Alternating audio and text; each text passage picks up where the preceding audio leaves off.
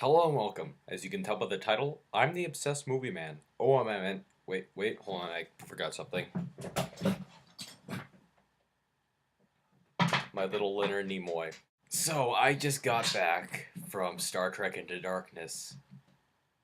That was so much fun. I remember going to see the first Star Trek, 2008 Star Trek, the premiere, and not knowing anything about Trek. Nothing. And I mean, in line, there was so many people dressed in costumes. There was an ice sculpture, people asking trivia questions. And after watching the movie, I was really excited and I wanted to learn everything I could about Trek. So I watched the original series, I started watching Next Gen, I became a big fan.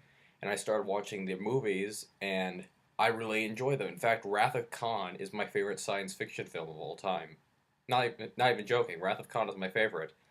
So I've been waiting for how long has about five Abrams Star Trek Into Darkness has come out. I had so much fun watching this. I love the music for one thing. This I guess you could call it the new Star Trek theme. It's just so grand and incredible. I love the acting, the great the characters have they. It's like the characters are still alive from the original show. Like it's like you know that it's not Kirk and it's not Bones, but it's basically them. The characters are still there. Sure, I mean, yeah, the characters are still there. You can still see that that's actually Bones. That's actually Kirk. It's just a different actor. But they also bring some of their unique.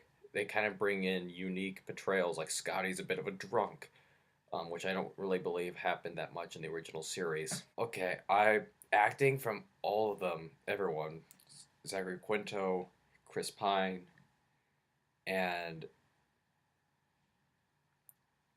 the rest, because I'm bad with names, as you all know.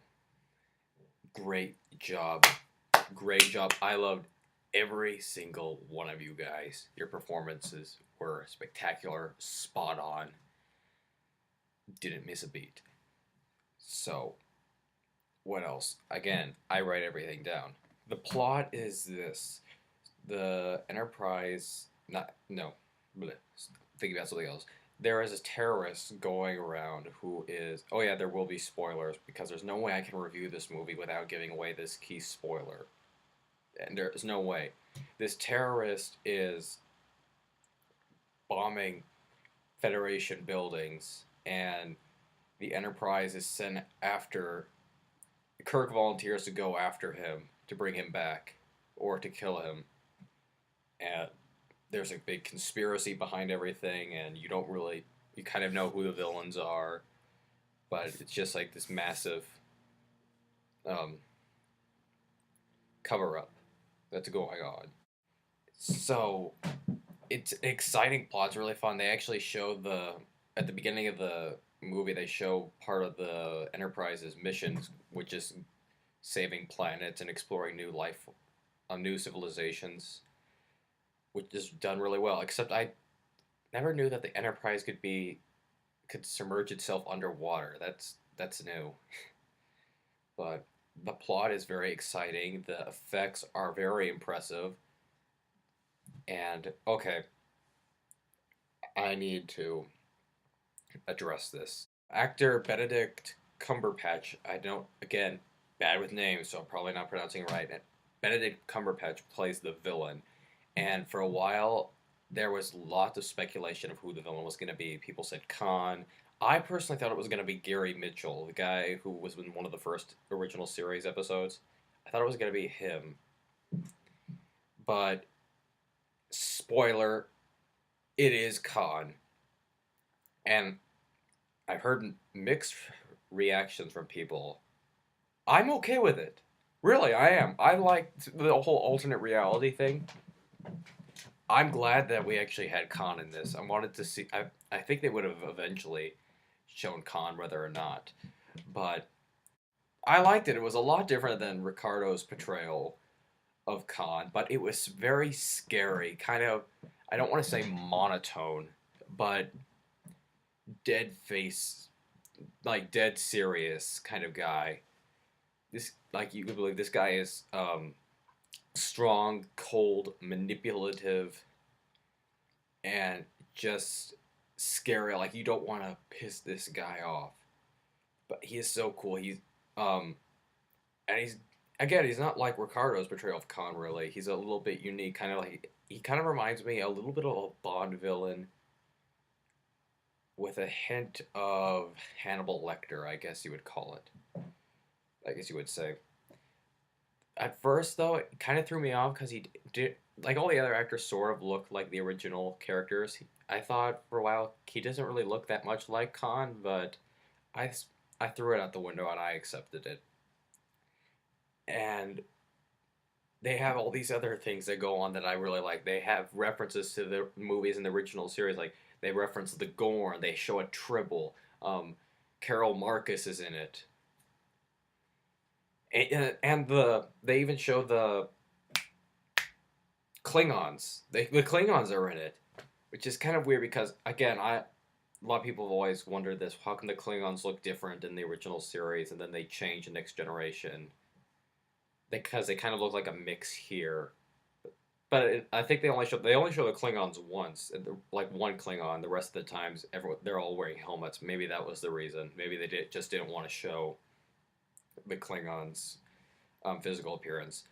But now, where I have problems with the movie is that it's at the third part of it. It starts to turn into a remake of Wrath of Khan. First, like, out of nowhere, Leonard Nimoy comes out of nowhere. Who I heard he wasn't going to be in this again, and I'm not complaining that he's in it. I forgot, how did he come into this? No offense, Leonard. Not taken. But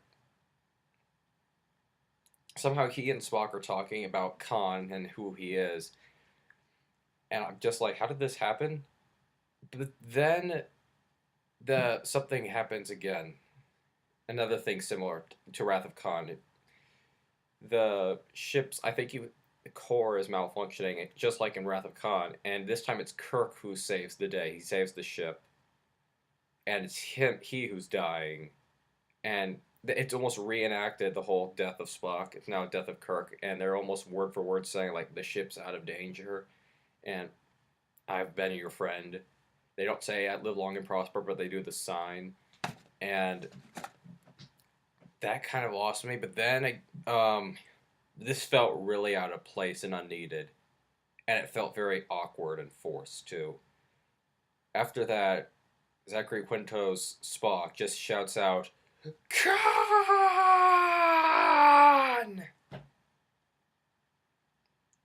If it wasn't awkward enough with Shatner doing it, no, I I don't think that was needed. Really, we didn't need that. But you know what? Whatever. The rest of the movie is enjoyable. The ending is all right. It's passable. It's not really what I expected. I was wondering what they were going to do with Khan. I'm not going to give anything away. But I also wonder about the canon of this timeline because if we know that pretty much the only thing altered was um, everything that happens was altered because of the ship that was destroyed by Nero. It makes me wonder who found the Botany Bay that had Khan in it. I guess it was Carol Marcus's father who found it. If you watch the movie, you'll know what I'm talking about. But so it makes me wonder what's going to happen to Khan, or is everything going to just play out like it originally did? Why should I care? It's Star Trek. It's a new reimagining of the series, and I'm happy. I hope it's not going to be the same. I want to see new ideas explored, new plots that will go forth. I would like this series to boldly go where no reboot has gone before. So that's my quick review. Star Trek Into Darkness, I give it four phasers. I give it four phasers out of five. Thank you for watching. This is Captain O.M.M. signing off. Live long and prosper.